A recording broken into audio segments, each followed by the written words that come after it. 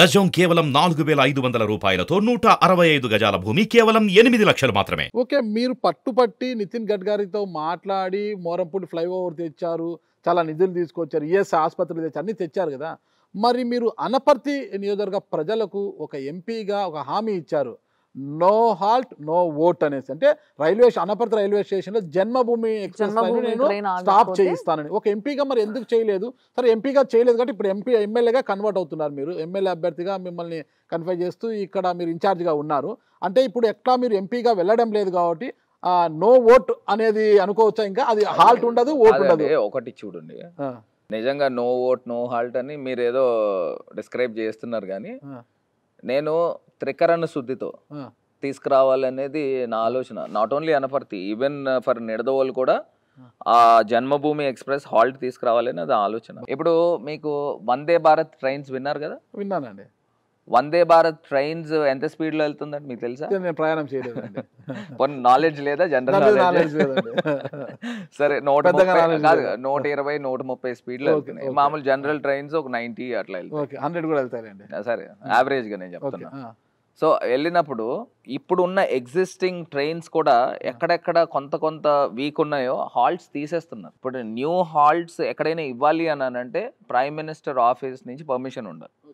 ఇంకా ఇప్పుడు అంటే హైలీ ఇంపాసిబుల్. ఇప్పుడు ఎలా అవుతుందంటే వందే భారత్ ట్రైన్ రావడం వలన అది ఏమైందంటే ఉన్న హాల్ట్స్నే తీసేస్తున్నారు. ఇప్పుడు బిట్వీన్ విశాఖపట్నం టు చెన్నై దాకా there is an requirement of 3rd and 4th lines. ఆ 4th లైన్స్ వస్తాయి, కానీ ఇప్పుడు ఉన్నాయి 2 లైన్స్ అండి. ఇప్పుడు వైజాగ్ టు విజయవాడ దాకా 3rd and 4th లైన్స్ ఇప్పుడు మొన్న శాంక్షన్ వచ్చిందని చెప్తా ఉన్నారు.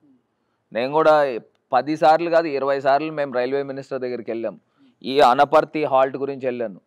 Railway 3rd line 4th line ఇవ్వాలి, మీరు ఆంధ్రప్రదేశ్కి చేయట్లేదని ఎన్నిసార్లు డిమాండ్ చేసాం. ఇప్పుడు 3rd and 4th లైన్స్లో ఇంకొక అడ్వాంటేజ్ కూడా ఉంది. నా సక్సెసర్ ఎంపీకి కూడా మోస్ట్లీ డాక్టర్ గూడూరి శ్రీనివాస్ గారు ఇప్పుడు ఎంపీ క్యాండిడేట్. సో ఆయనకు కూడా అడ్వాంటేజ్ ఏమవుతుందని అంటే, నేను ఆల్రెడీ అశ్విని వైష్ణవ్ గారితో మాట్లాడి తెచ్చుకున్నారా? అది క్లారిటీ నాకు. సరే, ఇప్పుడు మనము eminent people, right person at right place ఉండాలండి. ఓకే, ఎవరికి రైట్? పార్టీకా మీకా? పార్టీకి, ప్రజలకి. ఓకే, ప్రజలకి ఎలా ఉంటుంది ఇంకా తెలియదు. ఆయన గెలవాలి నాకు తెలుసు కదా, నాకు ఆయన కాన్ఫిడెన్స్, ఆయన క్యాలిబర్ తెలుసు కాబట్టి. కాన్ఫిడెన్స్ తో ఇచ్చారా? జగన్ గారు నమ్మితే ఇచ్చారా? అన్నీనండి. ఇప్పుడు సర్వే ఉంటుంది, అతను పార్టీకి ఉపయోగపడతాడా లేదా, గవర్నమెంట్కి ఉపయోగపడతాడా లేదా, ప్రజలకు ఉపయోగపడతారా లేదా అనేది అన్ని యాంగిల్స్లో చేసి వాళ్ళని తీసుకుంటారు. సో ఇందాక కంటిన్యూషన్ ఏంటంటే, అశ్విని వైష్ణవ్ గారితో నేను మాట్లాడిన తర్వాత, ఇప్పుడు మీరు 3rd, 4th లైన్ తీసుకుని వస్తున్నారు, బాగానే ఉంది. సో మీరు గోదావరి పైన బ్రిడ్జ్ ఎందుకు తీసుకురారని నేను ఆయన డిమాండ్ చేశాను. డిమాండ్ చేసినప్పుడు ఆల్రెడీ ఆర్క్ బ్రిడ్జ్ ఉంది, ఆర్క్ బ్రిడ్జ్ దగ్గర ఇంకొక లైన్కి ప్రావిజన్ ఉంది. So there is no requirement అని అన్నారు. దాన్ని నేను కౌంటర్ చేసి, ఆర్క్ బ్రిడ్జ్ సిటీ లోపల నుంచి వెళ్తుంది, సో మీరు వందే భారత్ ట్రైన్స్ ఎందుకు తీసుకొస్తున్నారు, ట్రాఫిక్ తగ్గించేదానికి కదా, మళ్ళీ సిటీలోంచి వెళ్తూ ఉంటే మళ్ళీ ట్రాఫిక్ కంజంక్షన్ అవుతుందని నేను ఆయన కౌంటర్ చేస్తే హీ హాజ్ రియలైజ్డ్ అనమాట. So there is one more requirement of bridge on Godavari river. So నేను ఆ గోదావరి రివర్ ఇచ్చినప్పుడు దానిపైన రోడ్ కూడా ఇవ్వండి, రోడ్ కమ్ రైల్వే బ్రిడ్జ్ అవుతుంది అంటే ఆయన లెక్కలు వేసుకున్నాడు. ఇది 4.2 కిలోమీటర్స్ అవుతుంది, కిలోమీటర్కి నాట్ లెస్ దెన్ 1000 కోట్లు అవుతుంది, ఇంకో 4,500 కోట్లు అవుతుంది అనమాట. We have to go to prime minister to get the permission అని.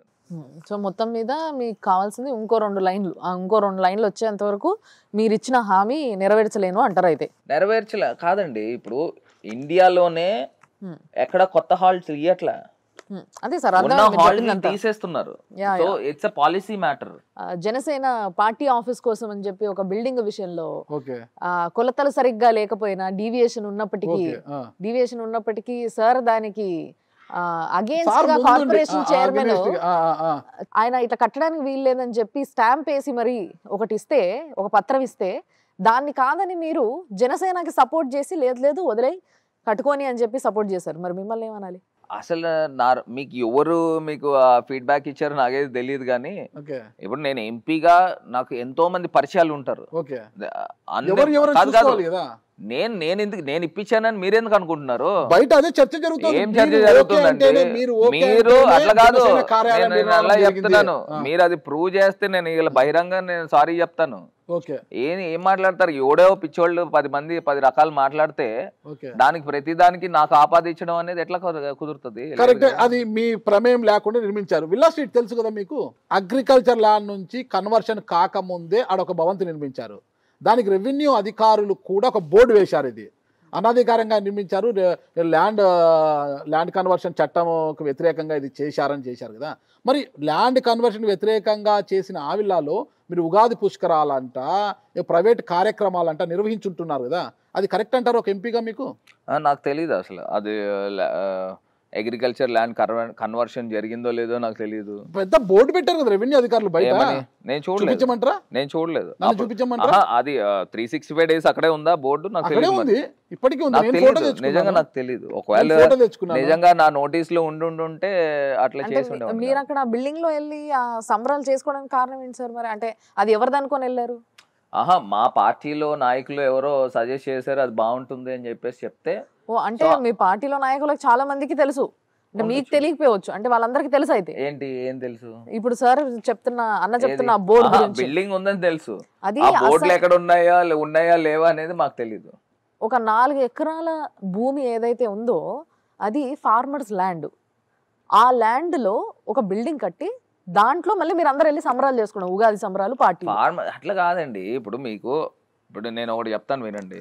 ఏదైనా ఒక ప్రాబ్లం ఉందనుకోండి, వాళ్ళు ఈ పార్టీకి డబ్బులు కట్టేసి ఉంటారు, లేని పక్షంలో కోర్టు నుంచి స్టే తెచ్చుకుని ఉంటారు, లేని పక్షంలో బిల్డింగ్ కూల్చేసి ఉంటారు. ఈ 3 పద్ధతులు ఉంటాయి. సో నాకు తెలిసి డబ్బులు కట్టి ఉండాలా, లేని పక్షంలో కోర్టు నుంచి స్టే తెచ్చుకుని ఉండాలా. ఇవన్నీ కూడా మైన్యూట్ థింగ్స్ అండి. ఇప్పుడు ల్యాండ్ కన్వర్షన్ చేయలేదని అనుకోండి, గవర్నమెంట్ నోటీస్ ఇస్తుంది. ఆ గవర్నమెంట్ స్టిపులేటెడ్ టైం చెప్తుంది, 15 రోజుల లేదా నెల రోజుల, నువ్వు కట్టకపోతే నేను వసూలు చేయిస్తాను లేదా జప్తు చేయిస్తాను. It's due process. ఆశీర్వాదం వాళ్ళపై ఉన్నప్పుడు ఏమండి, నాకు అసలు నేను ఒకటి చెప్తానండి, నాకు ఎవ్వరు పెద్ద పరిచయాలు ఉండవండి. నాకు ఏదైనా లిమిటెడ్ ఫ్రెండ్స్ ఉంటారు. నా ఫ్రెండ్ కూడా కాదు, నాకు లిమిటెడ్ ఫ్రెండ్స్ ఉంటారు. పరిచయాలు అందరితో పరిచయాలు ఉంటాయి. దట్ డజంట్ మీన్ నేను ఫోన్ చేసి లేకపోతే వాళ్ళకి చెప్పాను లేకపోతే ఆఫీసర్లు చెప్పాను అనేది అసలు